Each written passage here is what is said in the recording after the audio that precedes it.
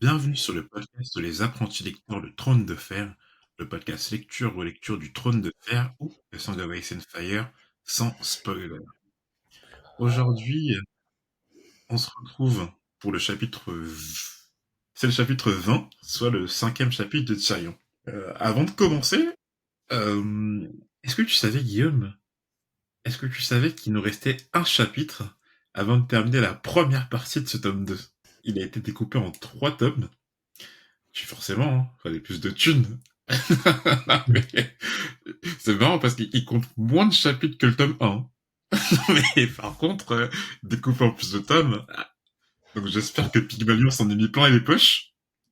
Mais comme je le disais dans l'épisode précédent, A Clash of Kings, je souffle un peu par rapport à ce tome. Alors Guillaume, toi tu me diras ce que t'en penses, hein, parce qu'on va bientôt finir la première partie hein, avec le prochain chapitre, le chapitre de Bran, mais je trouve que c'est vraiment un tome de transition. Ce que je veux dire, c'est qu'il y a beaucoup de personnages, tu sens que cet homme doit leur servir d'aller à un point A à un point B. Là, par exemple, je pense à Arya, qu'on a vu pendant 5 chapitres partir de Port-Réal pour aller je ne sais où dans le Conflant. Je pense à John qui va faire son expédition au-delà du mur et que là qui est encore trajet. D'ailleurs, un des chapitres de John dont on a dit qu'il était inutile. Je pense à Daenerys qui traverse voilà Ouais. enfin, son désert. Heureusement, elle a mis un chapitre pour arriver à Kars, mais on l'a toujours pas vu à Kars. Et les autres personnages, alors il y a d'autres personnages bien sûr qui ont leur arc narratif, mais même ces autres personnages, c'est pas des personnages qui m'intéressent forcément ou qui ont des arcs narratifs qui m'intéressent forcément quoi. En tout cas depuis le début de ce tome 2 et ses 20 premiers chapitres. Je sais pas ce que t'en penses toi Guillaume. Je suis d'accord avec toi. C'est vrai que beaucoup de beaucoup de transitions et je sais pas, mais là, je sais pas pour toi, mais je trouve que quand même l'absence de Ned, elle se fait sentir. Ce Mm. perso au centre de tous les conflits, de toutes les de toutes les trames narratives de Port-Réal, etc. Il y a Tyrion qui remplace un petit peu quand même, qui prend la place de main du roi, donc qui compense un peu. Mais enfin, je trouve que les chapitres de Tyrion étaient déjà tellement bien dans le premier tome que bon, la perte de Ned, ça se fait ressentir sur, euh, sur l'action, sur la trame narrative et l'avancée dans le scénar. Franchement, j'ai absolument pas pensé, mais c'est vrai que quand tu le dis, c'est très pertinent. J'avais vraiment pas pensé, mais c'est super pertinent ce que tu dis. Parce que c'est vrai que même s'il y avait des chapitres dans le tome 1 qui soit nous saoulaient un peu, soit qui nous intéressaient pas forcément, il y avait toujours un moment où on retournait à Ned qui justement centralisait les intrigues du tome et avec qui on avançait. On avait le Ouais, sentiment d'avancer en tout cas ou de partir quelque part et on avait cette part d'intrigue qui revenait toujours sur Ned. Mais que ça soit long vers Daenerys parce que Daenerys de par Robert euh, qui avait un entre guillemets un lien avec Ned, mais tous les personnages proches quoi, c'était vraiment le personnage central, le personnage familial du premier tome. Et là, on a plus ça, ce qui fait qu'ils sont tous un peu éparpillés et comme les intrigues sont pas forcément, pour l'instant en tout cas, archi intéressantes, du coup on se balade un peu de perso en perso, mais il n'y a pas comment dire, je sais pas, d'intrigue qui nous anime, quoi. Et enfin, tu compares au tome 1, je trouve que le tome 1 était... je commence à faire le fanboy, mais les chapitres de Tyrion, quand je vois Tyrion, je souffle. Ça me fait du bien, quoi. Je me dis Port-Réal, le conflit, les guerres internes, la géopolitique. euh, Ça me fait du bien de le retrouver, quoi. Surtout dans ces Hmm, conditions-là. je suis d'accord avec toi. Alors moi, il y a Tyrion, évidemment, et il y a Catelyn qui rentre un peu dans ce rôle, parce que Tyrion, c'est le point de vue du conflit du côté des Lannister, et t'as Catelyn qui est le point de vue du conflit euh, du côté des Stark. Et c'est vrai que bah, on a eu un seul chapitre de Kathleen quoi depuis le début, ce qui m'attriste fortement. Toi, t'as eu ta dose de plaisir, du coup, on en a au cinquième chapitre de Tyrion. Ouais, t'es sur Mais ta fin, là. ouais, j'ai envie de retrouver Kathleen. Mais c'est sûr que je trouve que le tome 1 était beaucoup plus solide. En tout cas, le début du tome 1 était beaucoup plus solide que ce début de tome 2, quoi. Mm. Mmh. À la limite, il y aurait vraiment le prélude que je passerais tout en haut parce que je trouve que le prélude nous en apprend beaucoup et il est vraiment archi intéressant quand on s'y intéresse et quand on s'y plonge. Mis à part ça, t'as les chapitres de Tyrion, évidemment, et sinon, voilà quoi. Donc on avance tranquillement, mais c'est sûr que moi, en tout cas, je l'ai dit, je l'ai déjà dit et je le redis, mais en comparaison des autres tomes, Clash of Kings, un peu en dessous. On y va pour le chapitre de Tyrion, qui était, en tout cas, celui-là, il était vraiment, je trouve qu'il était plaisant, quoi. Mais en fait, dans la continuité, il y avait jamais vraiment des chapitres de Tyrion qui déçoivent, je trouve. Non, c'est franchement, j'en ai pas en tête qui déçoivent. Bon, Mm. donc du coup, dans le chapitre, tout d'abord, Tyrion, en fait, il visite la guilde des alchimistes, ceux qui, on le rappelle, se chargent de fabriquer les 10 000 pots de feu grégeois euh, qu'avait demandé Cersei. Et au cours du chapitre, en fait, il va être convoqué en urgence par deux personnes, dans un premier lieu, par le commandant du guet Jacelyn Predo, parce que il y a la venue d'un certain Cléos Frey, en fait, qui va venir annoncer les termes rédigés par Robb qui concernent ces conditions de paix, qui sont difficiles à accepter, hein. On le rappelle, c'était des conditions un peu strictes. Et puis, dans un second temps, en fait, il va retrouver Cersei dans ses propres quartiers, où une Cersei enragée du fait de la promesse qu'a fait Tyrion à la famille Martell du mariage entre Myrcella et Tristan Martell. Tout cela fait partie du plan de Tyrion qui va trouver les mots pour apaiser sa sœur. Mais ce qui est important, c'est la suite de la masterclass du chapitre 4 de Tyrion, c'est qu'il a réussi à identifier le traître parmi le conseil restreint et la personne à qui ne pas se fier. Il s'agira donc de Maître Pycelle. Merci Guillaume pour ton résumé. C'est vrai que là, je nous ai pas présenté. J'ai pas dit qu'on était en présence de nous-mêmes, mais donc vous nous avez entendu depuis le début. Comme d'hab, comme les 150 dernières fois. Ben non, il y a la fois avec Charlotte, du coup. C'est vrai. Il reste quand même des exceptions. Et donc, le chapitre débute quelque part sous la colline de Rhaenys, derrière la guilde des alchimistes, où Tyrion suivait Aline le Pyromant. Alors c'est vrai que et ça m'a un peu perturbé, parce que, bon Guillaume, tu le rappelles, hein, Port-Réal est construit euh, autour de 3 collines. Mm. Oui, Aegon, Visenya et Rhaenys, comme Aegon et ses deux sœurs. Mhm. Donc la colline Aegon qui retrouve le donjon rouge, la colline Visenya avec le sceptre de Baelor et je crois Rhaenys avec le fausse dragon. Exactement.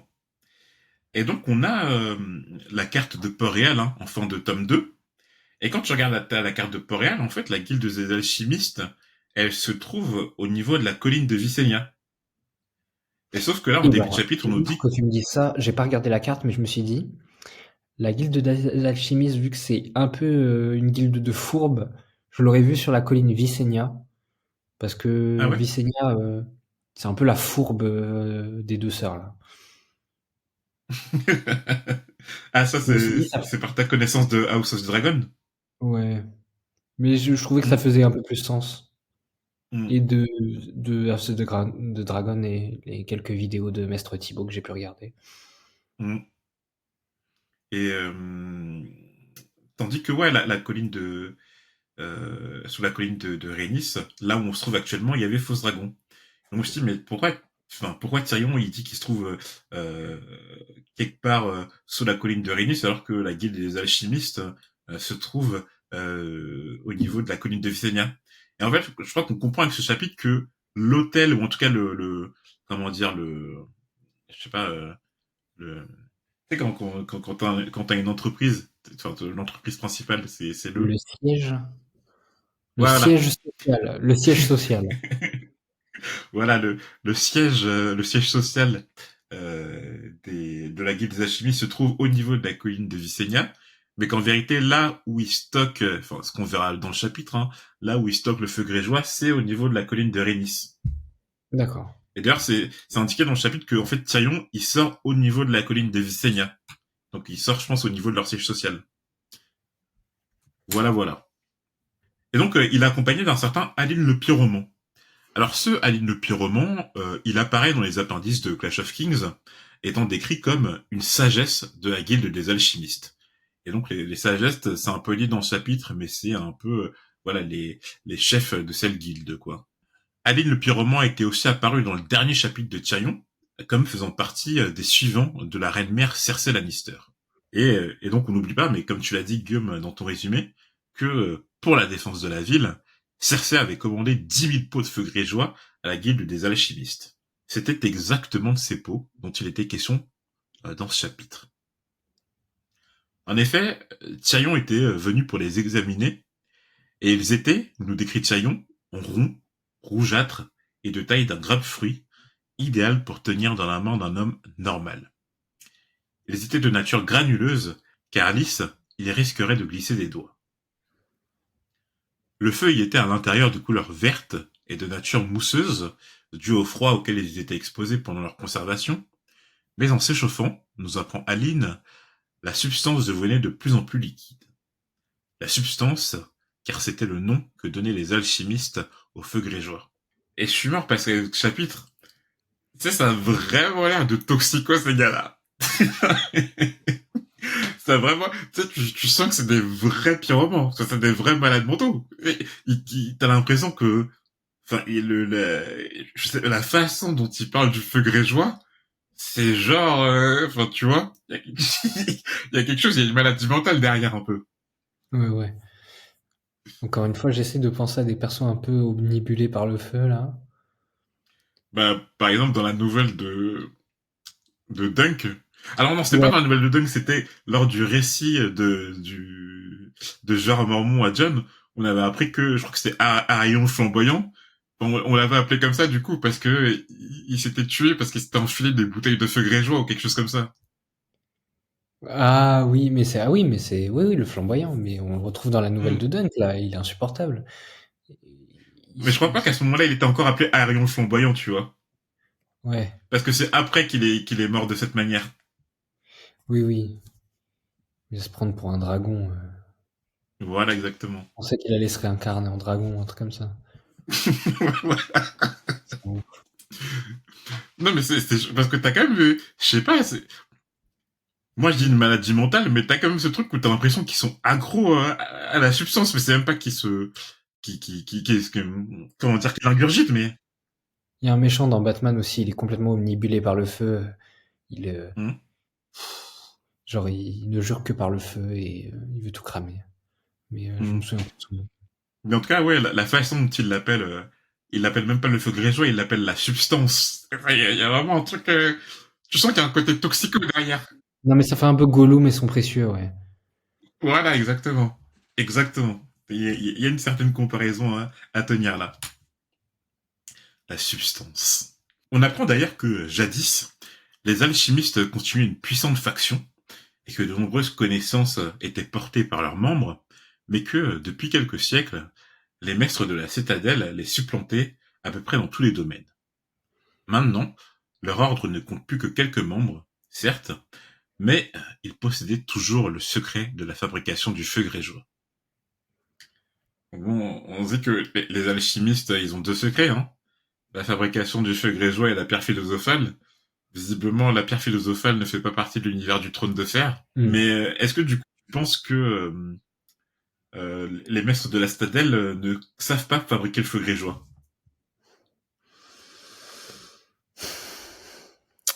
Ouais, ils doivent trouver ça sur PubMed ou un truc comme ça, hein, quelque part marqué. Mais non, à mon avis, franchement, est-ce que, est-ce que, est-ce que c'est un secret si bien gardé, c'est une formule si secrète que ça, au point où à Villevieille, parmi les 10 milliards de bouquins qu'il y a, il n'y a pas une formule de feu grégeois.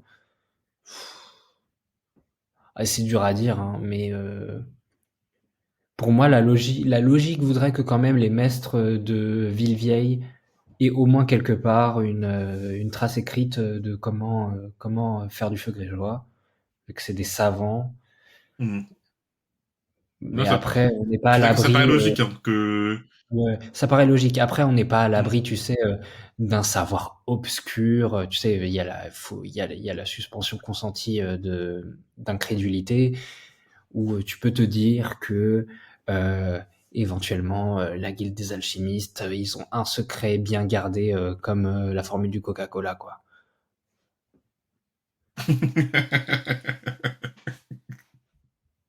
Ah, je suis voir la comparaison. La substance. La substance. D'ailleurs, ça me fait penser, quand j'écrivais ce chapitre, bon, en tout cas, un des précédents où que je faisais quelques recherches, j'ai retrouvé du coup qui avait le secret de la fabrication pour les larmes de lys. En fait, c'était dans le prélude de Clash of Kings par le maître Cressen. Et tu sais, justement, il Mhm. s'apprête à utiliser la larme de lys sur Mélisandre. Ok. Et il se dit que le secret il est super bien gardé. Donc, il y a que les maîtres de la citadelle qui sont au courant du secret de fabrication. Ok. Les maîtres de la citadelle, les 100 visages de Bravos, et en fait, par des... c'est de la simple déduction, mais les alchimistes de Lys. Évidemment, vu que ça vient de Lys, que ça vient de Lys. Ok. Donc, en fait, il y aurait des alchimistes à Lys qui connaîtraient ce secret de fabrication. Et c'est de là que peut-être tout viendrait. Hein.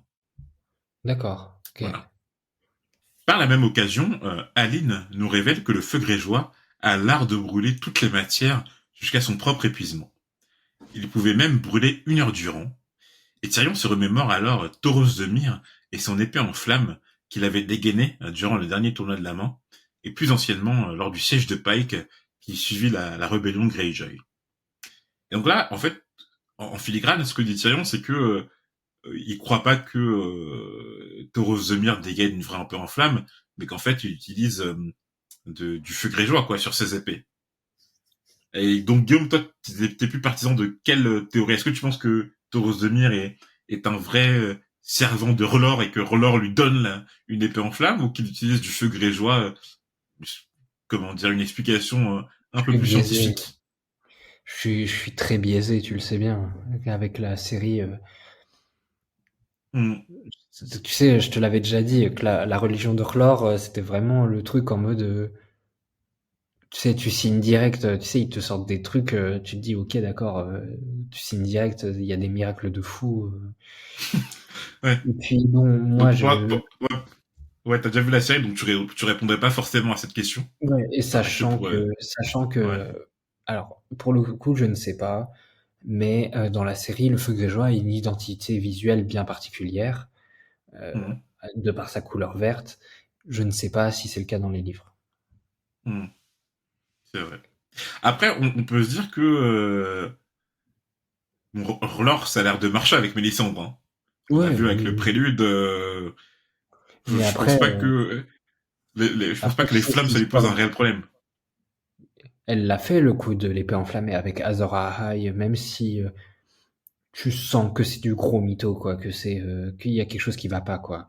Avec l'épée qu'elle a Mm, sortie, tu te dis mais ça peut pas être l'épée de légende, quoi. Arrête, c'est une vieille épée mm, cramée qui valait plus rien une fois qu'elle a fini son tour. c'est vrai. Après, il y a une certaine dichotomie, c'est-à-dire que encore que Mélisandre puisse sortir des flammes avec la religion, avec une certaine magie, moi ça me paraît pas du tout déconnant. Enfin, je dirais, elle est bien arrivée à tuer Cressen enfin, de manière magique dans le prélude. Mais c'est vrai que que Stannis représente Azor Ahai, etc. Là, c'est autre chose. Là, Hmm. on est bon. Mais en tout cas, Tauros de Myre, c'est possible que ça vienne vraiment de l'or, comme c'est possible que ça soit un vrai mytho et qu'il utilise du feu grégeois, quoi. Mais Ouais. je pense que les gens, comme tu dis, je pense qu'il y a une identité visuelle, le feu grégeois, on voit que c'est une flamme de couleur verte, peut-être que les gens l'auraient remarqué. Donc si Tyrion y pense, c'est que peut-être, je sais pas. Faudrait voir avec la suite, hein. Hmm. Là, Tauros de Myre, on l'a pas encore rencontré. Enfin, si, on l'a rencontré, mais ouais, voilà, quoi. C'était lors de la scène, enfin lors du tournoi de la main déjà et lors de la scène où justement Eddard envoie Beric Dondarrion et donc accompagné par Tauros de Myre dans le conflit avec The Curie Grégor Clegane, mais je veux dire on l'a pas encore vraiment rencontré quoi. Ouais. Donc à voir. Et bon les connaissances sur le feu grégeois continuent d'affluer dans ce chapitre. Non parce que là vraiment il nous balance tout sur le feu grégeois, il nous dit ça fait ça, ça fait ça, ça fait ça, comme ça on a toutes les infos, on sait exactement de quoi il en retourne. Mais la manière dont Aline Le Pyroman en parle, moi, ça me fait kiffer. Le mec, il est en transe quand il parle du feu grégeois. Je le vois avec des yeux vitreux, il dit ah, la substance, si vous connaissez tous les effets de la substance. Un toxico. Ouais. Il tape dans la marchandise, lui. Et donc, on apprend que plus les pots grégeois étaient anciens, plus ils étaient puissants, mais aussi plus versatiles. D'ailleurs, les... On dirait du vinaigre de Modène, tu sais, genre, dans des tu sais, le vinaigre de Modène, en gros, c'est du vinaigre et plus il vieillit, plus ils le mettent dans ils le changent de baril et ils le mettent dans des barils, dans des fûts différents, tu sais, plus ou moins vieux, pour lui mettre des arômes différents, et c'est pour ça que ça coûte aussi cher. C'est genre Mhm, tu sais, les vieux secrets de fabrication. Et moi, ça me fait rire quand même que Martine il pousse le délire des fabrications avec, tu sais, en s'inspirant d'un peu de procédés de fabrication de mhm. vin, de trucs. Les Non, pots vieux. C'est dans les vieux pots qu'on fait les meilleures confitures, comme on dit. mhm. D'ailleurs, les pots les plus anciens, qui datent de l'époque du roi fou Eris II, étaient conservés plus en profondeur dans la cave. Le roi fou avait d'ailleurs eu la fantaisie de leur donner la forme de fruits, et ils étaient à présent, d'après Aline, plus mûrs que jamais. Là, on en est vraiment dans... là, c'est autre chose. Là, déjà, le roi fou, tu sens le soupçon de folie, là, qui a glissé. Mm. Il leur a donné la forme de fruits. Moi, j'imagine des grenades, j'imagine des bananes. Allez-y, balancez les fruits. C'est le mec complètement fou, tu vois. Allez-y, donnez-moi un ananas.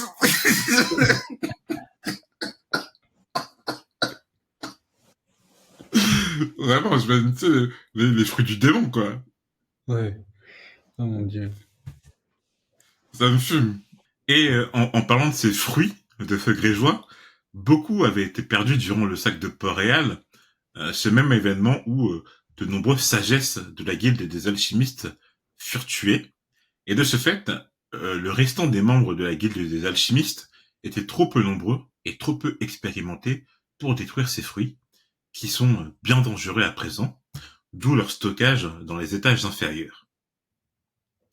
Vraiment, ça doit être sombre. Tu sais, plus tu descends, plus tu vois tu vois la lumière verte qui commence à exploser et tout. Tu dis, putain, mais merde, où je suis, quoi? T'arrives au niveau -13. Tu vois les trucs qui sont prêts à craquer au moindre mouvement. Ça va faire flipper de ouf. De plus, putain, mais j'imagine l'apprenti, tu vois, d'alchimiste et tout, on lui dit, ouais, tu peux aller déplacer le pot au niveau -17, là?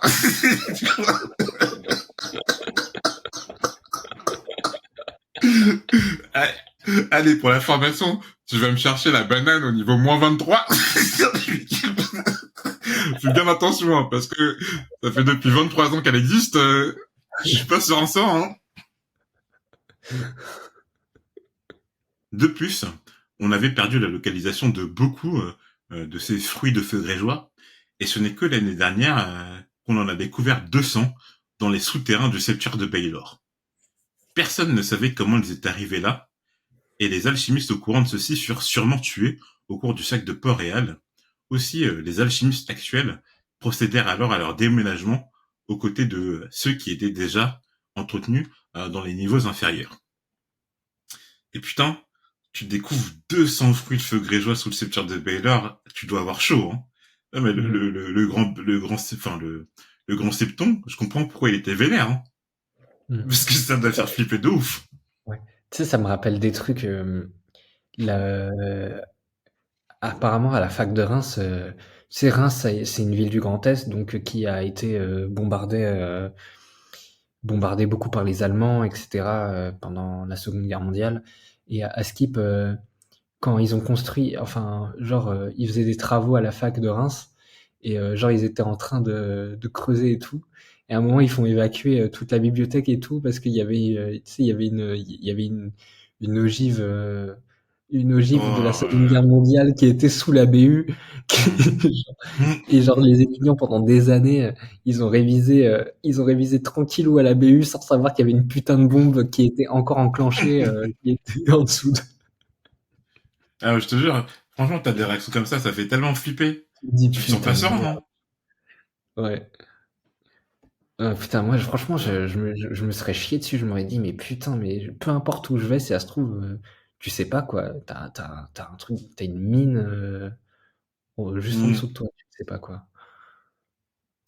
Mais c'est vrai que au final, plus sérieusement, ça serait intéressant de savoir pourquoi ils étaient sous le sceptre de Baylor, quoi.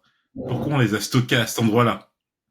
Parce Mm. que, en fait, de la manière dont ils en parlent, on sent que c'est pas un endroit habituel pour les stocker. Ou en tout cas, c'est pas normal qu'ils étaient ici. Ouais. Et comme ils ont été, comment dire,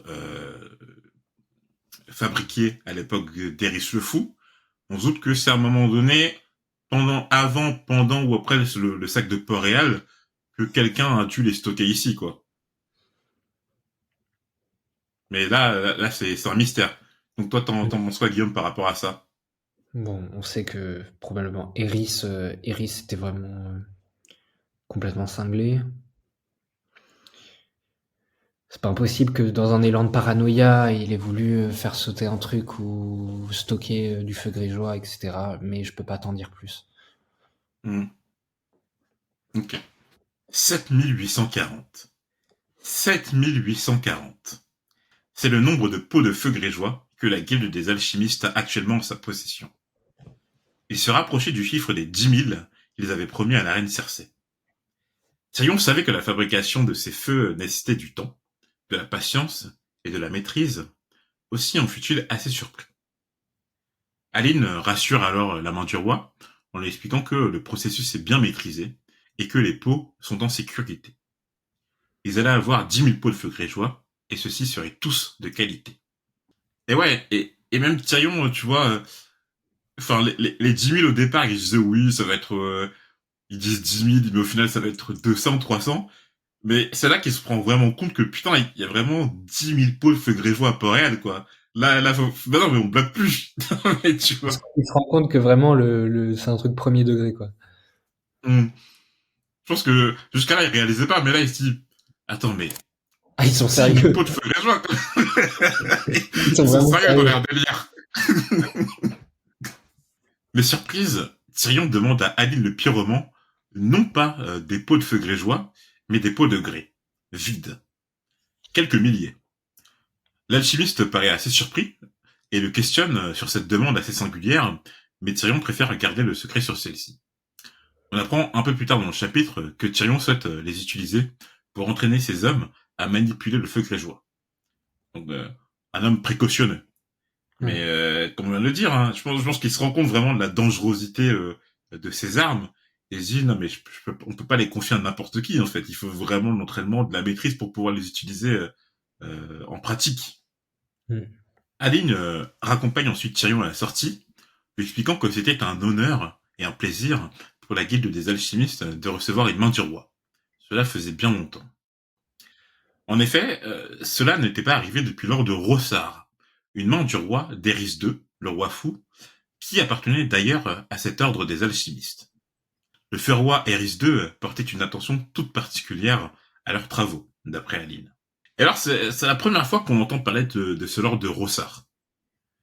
Hmm. Euh, alors, concernant l'historique des mains du roi d'Eris II, alors on en avait déjà eu un aperçu dans le premier chapitre de Tyrion de Clash of Kings. Tyrion expliquait alors à Littlefinger que les 6 dernières mains du roi connurent un sort assez tragique. Alors Guillaume, je sais pas si tu t'en rappelles un peu ou pas. Ça me dit quelque chose. Hmm. J'ai l'impression que le poste de main du roi, c'est un peu le poste de professeur de défense contre les forces du mal. C'est Ouais, un peu un truc maudit quoi. un peu maudit. Alors, Euh, il y avait eu un historique qui avait été fait du coup par Tyrion dans ce premier chapitre de Clash of Kings. Je le rappelle maintenant. En effet, les 2 dernières mains que le lecteur connaît furent les mains du roi de Robert Baratheon, Donc Eddard Stark et Jon Arryn. Bon, Eddard Stark, Oui. sort assez tragique, hein. Et là, bon, il n'y a pas plus tragique que ça, je pense. Et Jon Arryn, de ce qu'on comprend, mort empoisonné. Avant eux, Aerys II, lui, il eut au moins 5 mains du roi. Alors, la dernière main du roi d'Aerys II Targaryen, on sait qu'elle ne put exercer ses fonctions que pendant une quinzaine de jours. Avant cette main, il y en a eu une autre qui fut brûlée vif, toujours d'après Tyrion. Et avant ces deux mains, les deux d'avant, qui occupèrent le poste, elles moururent en exil après avoir été dépossédées de leurs terres. Et donc, d'après Tyrion, la dernière main du roi à avoir quitté Port-Réal vivant, et avec tous ses titres, noms et domaines, fut celle qui exerça juste avant, donc le seigneur, son père, Tywin Lannister. Alors, on ne sait pas s'il y a eu une main du roi avant Tywin ou si ça a été la première main du roi d'Aerys II, mais du coup, Aerys II, en tout cas, il eut au minimum 5 mains du roi. Donc on part de la première, donc ça fait Aerys II. Les deux mains qui occupèrent le poste, qui moururent en exil après avoir été dépossédés de leur terre. La main qui fut brûlée vif, et la main qui peut exercer ses fonctions qu'une quinzaine de jours. Et donc, d'après toi, Guillaume, laquelle de ces mains serait Lord de Rossard? J'ai envie de dire brûler vif. Celle qui fut brûlée vif. Faire le lien entre feu grégeois et Hmm, immolation. ouais. Celui qui vit par le feu mourra par le feu. Ouais, voilà. Hmm, ok. Bon, en tout cas, Lord de Rossard, on sait que voilà, c'est une de ses mains. On l'a un nom cité. Maintenant, il ne manquerait plus qu'à savoir qui étaient les trois autres mains encore inconnues de Rhys II Targaryen. Jaime avait appris à Tyrion que le roi Aerys II utilisait volontiers la guilde des pyromans pour brûler ses ennemis, que le roi les utilisa à de nombreuses reprises. Donc on voit que bon, le roi fou en sait pas pour rien, mais qu'il avait quand même une certaine fascination pour le feu, quoi, Mhm. ce Aerys de Targaryen. Donc le fait qu'il soit assez proche de la guilde des alchimistes, le fait qu'il en a engagé un lors de Rossard en tant que main du roi, c'est pas anodin. Surtout quand on a aussi l'information qu'il y a 200 potes grégeois qui ont été planqués sous le sceptre de Baelor durant le sac de Port-Réal, même si pour l'instant il n'y a pas forcément de lien avec le roi Aerys II. On apprend par ailleurs que la guilde essaye d'attirer à eux le nouveau roi Geoffrey, et qu'ils ne manqueraient pas de s'intéresser à leurs travaux. Surtout si la guilde pouvait se produire pendant un festin. Et Tyrion se dit en aparté que c'est une raison supplémentaire pour les éloigner de Geoffrey. De plus, sur conseil de Tyrion, on avait interdit tout banquet jusqu'à la victoire définitive. Et il serait malaisant de banqueter tandis que le peuple meurt de faim. Et même à la proposition d'une démonstration privée des alchimistes au roi Geoffrey, Tyrion se montra quelque peu circonspect. Son neveu avait déjà une fascination morbide pour les duels à mort, pas besoin d'y rajouter les bûchers et les immolations. Ouais. Mais c'est vrai que tu sens que si Geoffrey il avait, comment dire, une démonstration du feu grégeois, tu sens que voilà quoi, ça finira pas bien. Ouais. C'est vraiment le genre de mec et tout, tu sens qu'il fera des dégâts avec ça, quoi. Ouais, ouais, tu sens tu sais, le mec un peu toxico à qui tu fais tester une nouvelle cam, là, c'est Hmm. pas le bon plan. Vraiment, il tenterait des expériences. Oui, oui, appelez-moi la guilde des alchimistes, là. Je veux bien voir si le feu grégeois, ça marche sur une jambe, deux jambes. Ou tu sais, Geoffrey, je crois qu'on avait vu, il a fait des choix, genre en mode, par rapport à je crois que c'était un barde qui avait chanté une chanson, je sais plus par rapport à quoi, il avait dit, ouais, soit on te coupe les doigts, soit on te coupe la langue. Geoffrey, ça serait genre, est-ce que tu préfères être brûlé par le feu ou avaler un pot de feu grégeois, genre? Il y a des Mm. expériences cheloues comme ça. Ouais, ouais, ouais, ce serait que des trucs comme ça. Hmm. Tyrion regagna la sortie, le tout accompagné de sa garde personnelle, formée par les membres des clans des montagnes. Leur allure effrayante n'était pas de refus ces jours-ci. Des révoltes avaient encore éclaté près du donjon rouge. Le peuple avait faim et était en colère. C'était la deuxième fois qu'on entend parler de ces révoltes, hein, Guillaume. Une qui avait eu lieu, tu sais, durant le dernier chapitre de Sansa, et où elle en avait profité pour aller rejoindre Donto Solar dans le bois sacré de Donjon Rouge. Et donc cette révolte-là, actuellement. Mais en vérité, ça fait plusieurs fois qu'on entend dire que voilà, le peuple est en colère, qu'il y a des privations, qu'il a faim, et que voilà que Port-Réal n'est plus une ville sûre. Braun, leur être noir de cheveux et de cœur, l'attendait.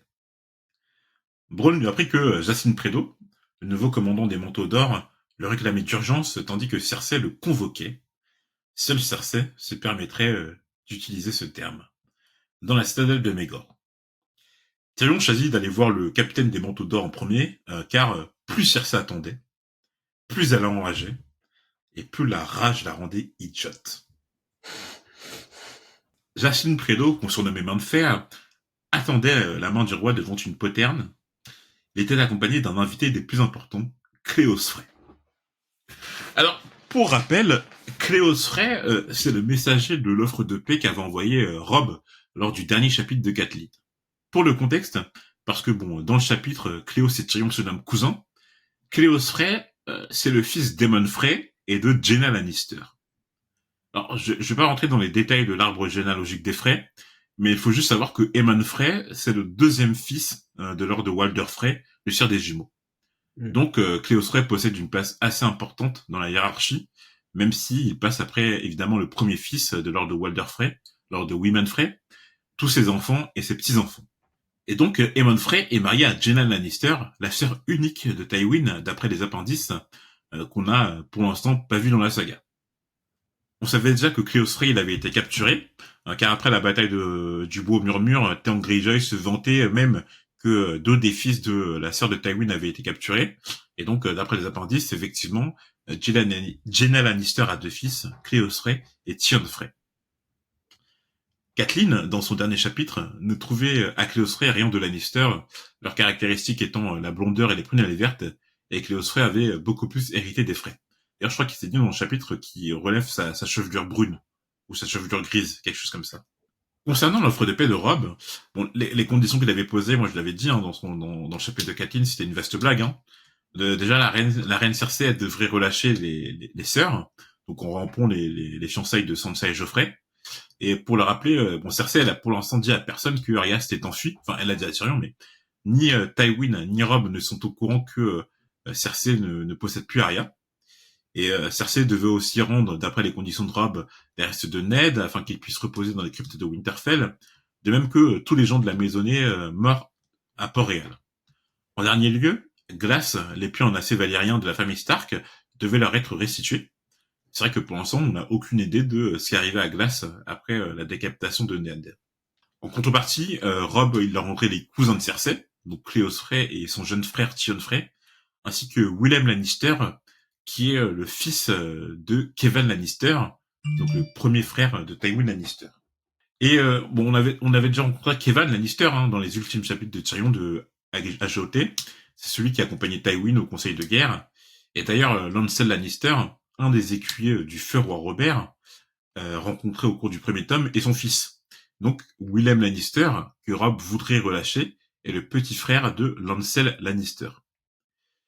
En dernier lieu, Robb voudrait que Tywin relâche tous les prisonniers de la bataille de la Verfurque en échange de tous les prisonniers que Robb a fait lors de la bataille du Bois Murmure, excepté, évidemment, du régicide Jaime Lannister. Et, bien sûr, il informe également Cersei que le Nord est également est désormais un royaume libre et indépendant comme par le passé. Donc grosse offre de paix, des conditions bien dégueulasses, impossible à accepter évidemment. Avant de discuter de l'offre, Tyrion enjoint par gentillesse son cousin à se reposer, et Cléos lui apprend, même si Tyrion devait déjà s'en douter, que le conflit est ravagé par la guerre. Les seigneurs riverains brûlent leur propre récolte pour affamer les Lannister, tandis que les hommes Lannister incendient chaque village croisé et exterminent toute la population. Moi, franchement, je me rends pas compte, mais franchement, l'ambiance dans le conflit, elle est sombre. Hein.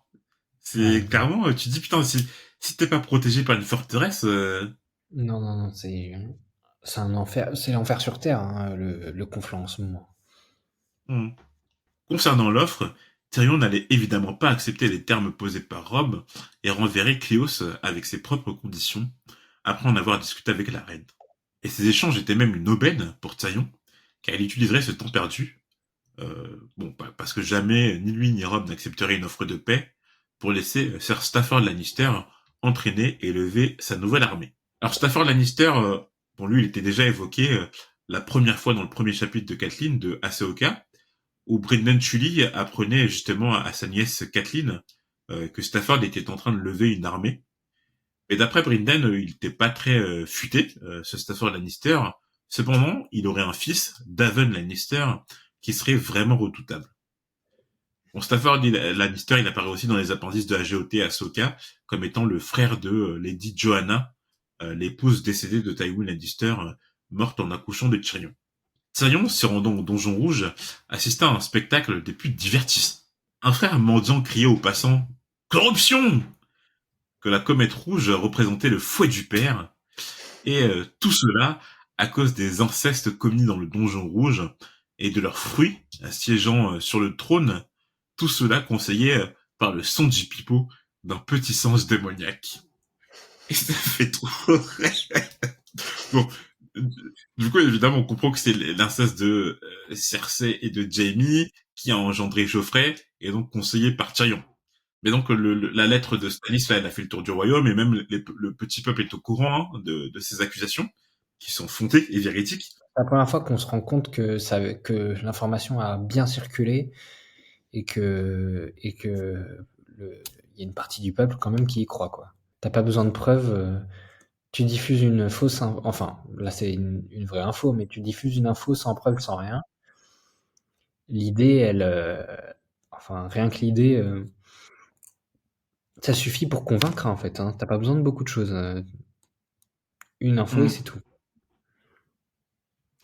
Mais quand j'y pense, c'est vrai qu'on a absolument pas parlé du rôle de la presse hein, pour l'instant dans le Trône de Fer, mais je suis même pas sûr que l'imprimerie existe pour l'instant, tu vois.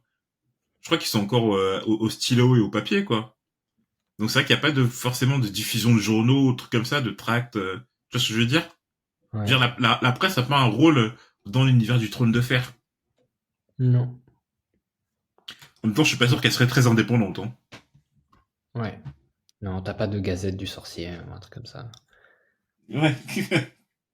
Mais bon, ce qui fait évidemment rire, c'est le surnom qu'attribue le frère mondial à Tyrion. Le petit singe démoniaque.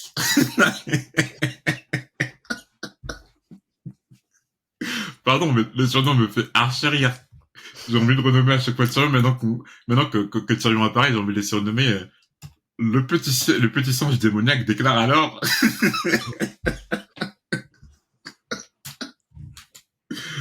Il joue du pipeau en plus, putain. D'ailleurs, ça me fait penser, tu vois Jacqueline Prédo, en vérité, en VO, il s'appelle Jacqueline Bywater. Mais en fait, je pensais pas que ça avait un lien avec vraiment l'eau, quoi. Mais juste, tu vois, Jacqueline Prédo, j'avais jamais fait le lien avec l'étymologie. Moi Mais non en fait, plus. ouais, c'est Jacqueline Bywater, Jacqueline Prédo. Ça me fait penser comme dans Harry Potter, où dans le tome 2, t'as le love interest de Percy, qui s'appelle Penelope Dauclair. Et en fait, son nom en VO, c'est Penelope Clearwater. Mais tu sais, tu dis, il y a des noms, euh, enfin, Clearwater et Dauclair, quoi. Mais Ouais, ouais. il y a des noms, si jamais tu vérifies jamais la VO, en fait, tu comprendras jamais leur étymologie. Tu te dis, bah, c'est des noms communs, quoi, Dauclair. Ou là, Jacine Prédo, quoi. Alors qu'en vrai, il y a une vraie étymologie derrière. Ouais, ouais, c'est vrai. Je sais pas l'intérêt de vraiment traduire comme ça. Pourquoi la Stark et Lannister n'a pas besoin de traduction et Bywater a besoin d'une traduction, tu vois? Mais en soi, je pense que Stark et Lannister, il y a pas de, tu vois, il y a pas forcément de lien étymologique, genre, c'est juste des noms. Les Hightower, pourquoi ils l'ont pas appelé au château? Au, Si, c'est haute tour. Il y a une traduction, c'est haute tour. Mais non, si? Ah ouais? Mais alors, je connais la traduction haute tour, mais je sais plus d'où elle vient. Parce que moi, je les appelle naturellement Hightower, mais je sais plus si dans les bouquins, on dit haute tour. Ou peut-être qu'il y a eu un moment où une traduction, c'était haute tour, mais en tout cas, je sais il y a quelque chose comme ça. Ok. Mais la question se pose, par exemple, par rapport à Winterfell. Pourquoi Winterfell, ça n'a pas été traduit, tu vois? Hmm. C'est pas clair. Hmm. Je pense que mais de toute façon, la question ne sera plus jamais répondue vu que Jean Sola est décédé. Donc, RIP, mais c'est vrai qu'on peut se poser la question parfois. Bon, revenons à notre petit singe démoniaque. Le petit singe, le petit singe démoniaque. Bon, la comète rouge et qui représente le foie du père, c'est aussi de la faute des grandes dames qui s'accouplent avec des bouffons, mettant au monde des monstres. Et donc ça, c'est en rapport avec justement la rumeur qui avait fait courir, tu sais, c'est Littlefinger qui avait fait vouloir, qui avait fait courir une rumeur en revanche de celle envoyée par Stannis, disant que Lady Célise, en fait, elle s'était accouplée avec Patchface, Bariol, et que Barriole. ça avait engendré justement la petite fille là, comment elle s'appelle encore, la fille de Stannis. Euh, chez non, chez Putain, la fille de Stannis et Célise, Shoren. Shoren, ouais. Oui, parce que Shoren, on rappelle, elle a la, comment ça s'appelle encore la gris, c'est pas une grisaille, mais bref, elle a une sale maladie quoi qui lui Ouais, recouvre ouais, la ouais. face. Dragon Scale en anglais. Hmm. Et donc, tout cela pour le prêtre mendiant, tandis que le grand septon s'empiffre pendant que le peuple a faim.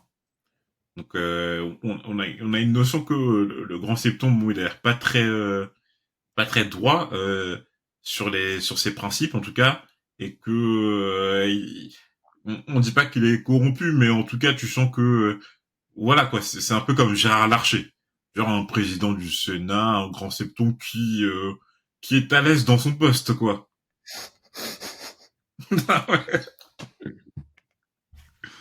Sans comparaison douteuse.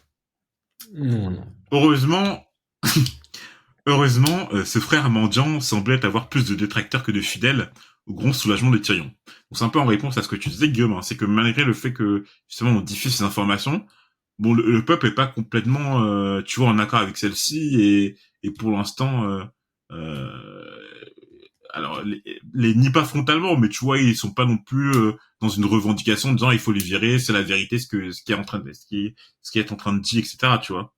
Ouais. Tyrion arriva enfin dans ses appartements où lui attendait Cersei. Elle était furieuse après Tyrion, lui qui avait prévu d'utiliser Myrcella comme une simple marchandise. Le stratagème de Tyrion du dernier chapitre avec nous portait ses fruits. Il ne fallait plus qu'attendre pour la révélation du traître. Tyrion apprend très rapidement que Cersei se figure qu'il compte envoyer Myrcella à Dorne épouser Tristan Martel. Alors, comme tu l'as dit, Guillaume, hein, du coup, on peut clairement savoir qui est le traître. Hein. Ça renvoie Ouais. à Au Maître chapitre précédent. Paisel. Mmh. Exactement. Sans grande surprise pour ma part, hein, ça fait un moment qu'on le sent que Mestre Paisel, c'est un peu un suceur. Mmh. Oui, en plus on l'avait déjà évoqué plusieurs fois même que quand tu vois qu'il se rangeait beaucoup du côté de Lannister, qu'il avait pas l'air d'avoir un esprit très comment dire merde comment impartial quoi. Mm. Et donc pour revenir sur l'incident du traître, hein, on se rappelle que justement Tyrion avait fait croire à Littlefinger qu'il allait envoyer Myrcella, je crois, aux Zerriers pour se fiancer avec Robert Harrin et attirer la sympathie de Lady Lisa Harrin, quoi. Mm. Mm. Passant sur sa colère, Tyrion lui explique le bien fondé de ce plan. Que Myrcella est encore jeune, 9 ans, et que le mariage est prévu pour ses 13 ans révolus. D'ici là, donc pendant 4 ans, elle serait sous la protection du prince de Dorne, Doran Martell. De plus, Tyrion comptait la faire accompagner par sœur Harys du Rouvre, dont on a quelque peu parlé depuis le début de la saga et du podcast. Alors Harys du Rouvre, c'est un garde qui est apparu tout à fait capable aux yeux de Ned dans le tome 1, et Sansa trouvait que c'était un garde assez courtois, le seul d'ailleurs avec qui elle pouvait avoir une conversation depuis la mort de son père. Donc ça serait une vraie perte hein, pour Sansa, vu que ça a l'air d'être le seul garde sympathique de la garde royale. On rappelle aussi que qu'en plus de Myrcella, Tyrion voulait offrir à Doran Martell un siège au conseil restreint, des châteaux dans les marches de Dorne, appontons dans ce chapitre, et surtout l'assassin d'Elia Martell, la sœur de Doran Martell, Gregor Clegane. En conclusion, pour Tyrion, Doran Martell était trop un homme d'honneur pour que Myrcella soit en danger. Pour Cersei, l'offre de Tyrion est excessive, et lorsque Tyrion se met en colère, déclarant qu'à sa place, elle n'aurait pu offrir que le fruit de ses cuisses, Cersei le gifla, le menaçant, comme Eddard Stark, qu'un bout de papier de leur père où était écrit que Tyrion était la nouvelle main du roi ne signifiait rien du tout, comme le testament de Robert. Tyrion se rassure alors. Il avait le guet en sa possession, Bronn, les clans des montagnes et de nombreux reîtres engagés. Contrairement à Ned, il devait alors être plus en sécurité. Avec sagesse, Tyrion répliqua alors à Cersei: de quelle sécurité te flattes-tu que jouerais à Myrcella si par hasard Port-Réal tombe? Cersei se mit à sangloter suite à ces mots. Tyrion était abasourdi, il n'avait plus vu sa sœur en pleurs depuis leur tendre enfance. Donc c'est là que je crois qu'on avait déjà dit, je crois qu'en parlant de la confrontation entre Ned et Cersei, mais Cersei, une de ses faiblesses, en tout cas, ce à quoi elle tient vraiment, c'est vraiment ses enfants, quoi. Ouais. Bon, ça, on le sait, hein. On le sait très clairement. Cersei aime profondément ses enfants et, euh, et les protège enfin, de toutes les manières. Ça fait un beau parallèle avec Catelyn parce que pareil, enfin exactement la même chose. C'est vrai qu'on a déjà dit que Catelyn, c'est une femme super intelligente, super sensée, mais que quand il est question de ses enfants, là, il y a plus de rationalité en elle, quoi. Non, elle réagit qu'à l'émotion quand il s'agit de ses enfants. Mais c'est vrai qu'on a beaucoup vu la relation de, beaucoup vu, c'est très faible parce qu'on n'a pas de POV de ce côté-là, mais on a beaucoup vu la relation entre Cersei et Joffrey, ou en tout cas la façon dont Cersei veut protéger Joffrey, mais beaucoup moins avec Myrcella et Tommen. Mais là, quand il est question de Myrcella, Cersei tombe en pleurs, quoi. Donc on voit que par rapport à tous ses enfants, il y a quand même une certaine attache, une grosse affection et un amour maternel. Mm. Tyrion essaya, spontanément, de la réconforter, ce à quoi Cersei réagit violemment en lui déclarant « Bas les pattes !» Cela n'aurait pas dû le blesser, mais ces mots le blessèrent plus précédemment qu'il n'aurait pensé.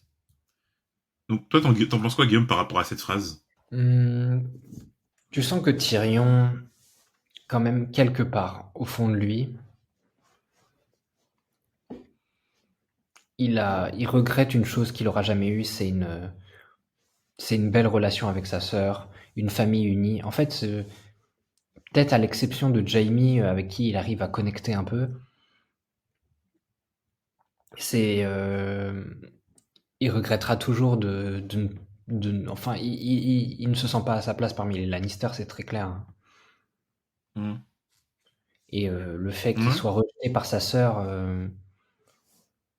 enfin, quelque part, il fait le beau, comme si à accepter son statut de nain et tout, et peut-être chose que je pense qu'il a quand même assez bien géré, mais que au final, il aura toujours des situations où il sera blessé, quoi.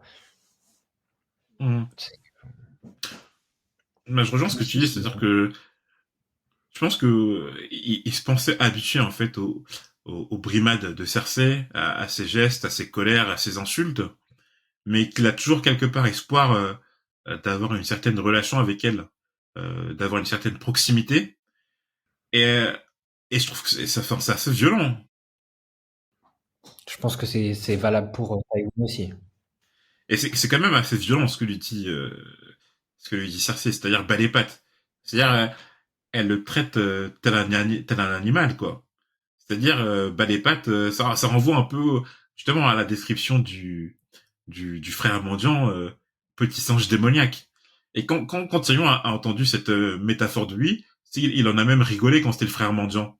Mais quand ça vient de sa sœur, qui le connaît, avec qui il a vécu, avec qui il devrait avoir une certaine proximité, bah finalement tu vois que ça le touche quand même quelque part, quoi.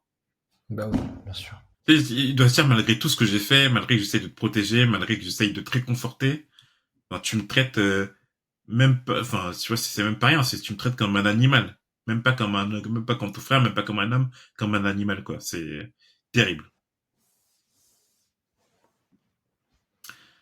La fin du chapitre voit Tyrion et Cersei entrer en conflit sur le déroulement de la guerre. Et la phrase plus Cersei attendait, plus elle enrageait, et plus la rage la rendait idiote, est d'autant plus pertinente à ce moment du chapitre, parce que en fait on comprend que Cersei elle pite rien à la guerre, en comparaison de Tyrion.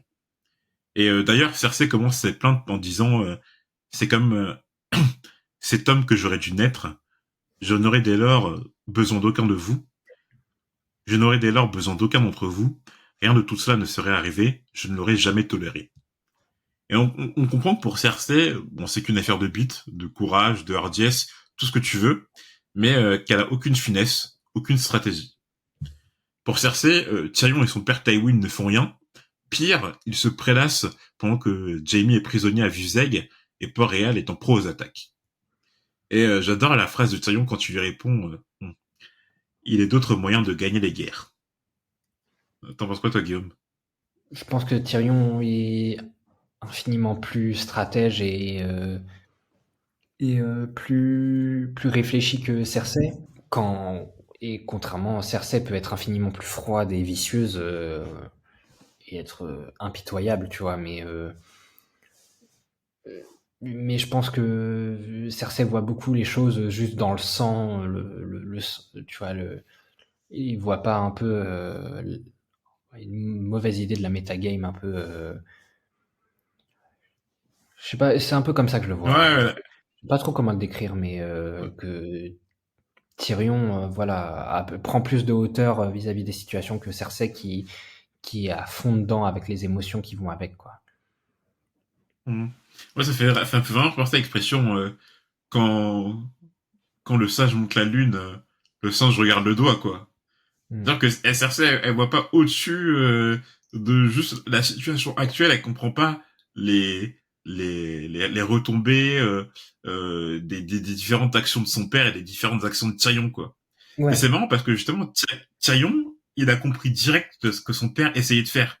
Et Cersei, elle en est ouais, même surprise, elle lui dit, mais attends, comment t'as compris tout ça? Parce qu'en fait, au final, à la fin du chapitre, Tyrion, il explique la stratégie au long terme qu'ont lui et son père. Et, euh, et en fait, Cersei, elle se dit, putain, mais, ah ouais, d'accord, c'est pour ça qu'il fait ça. En fait, il explique globalement, pour expliquer pourquoi ils sont pas inquiets que Renly attaque maintenant, Port-Réal, pourquoi Tywin euh, peut attendre une aussi longue période à Harrenhal, pourquoi Robb, même s'il a l'air de rester fort à Vizeg, est en fait terrifié de bouger et qu'il ne peut pas bouger en vérifier, et pourquoi attendre est plus judicieux avec la montée de l'armée de Stafford Lannister du côté de Casterly Rock, quoi. mm. Et c'est marrant parce que quand tu dis ça, j'ai le sentiment que Tyrion, c'est de fait le fils le moins considéré par Tywin, mais en même temps, c'est celui qui lui ressemble le plus en termes de stratégie et de. Enfin, c'est celui qui comprend le mieux ses stratégies, tu vois? Ouais, ouais. Non, mais c'est vrai que par exemple, Jamie a été évoqué, et Cersei disait que si c'était Tywin qui était emprisonné, Jamie, il serait pas resté là sans bouger. Et Tyrion, il se dit en aparté, ouais, mais Jamie, il aurait niqué son armée plusieurs jours, plusieurs semaines, plusieurs mois à Vizeg, et en fait, il aurait perdu la guerre tout simplement, quoi. Mm. Mais comme tu dis, c'est Tyrion qui comprend le mieux la psyché de Tywin et ses stratégies guerrières. Donc, à la fin du chapitre, Cersei, elle semble assez rassurée et assez mûre aussi pour consentir au mariage de Myrcella avec Tristan Martel. À voir si ça se vérifie et qu'elle accepte vraiment, mais en tout cas, Tyrion, il en a l'air assez sûr. Voilà, voilà. On a terminé pour ce chapitre. J'espère qu'il vous a plu. Il était assez long, assez conséquent, mais aussi assez intéressant, je trouvais. Donc, un chapitre assez plaisant de Clash of Kings. Mm. On vous retrouve la prochaine fois pour un chapitre de Bran et le dernier chapitre de la partie 1 sur 3 de la version française de Clash of Kings. Et ouais, on vous dit à la prochaine. Hein. Bien sûr, les réseaux sociaux, les commentaires, les retours, tout ça, mais surtout à la prochaine. À la prochaine.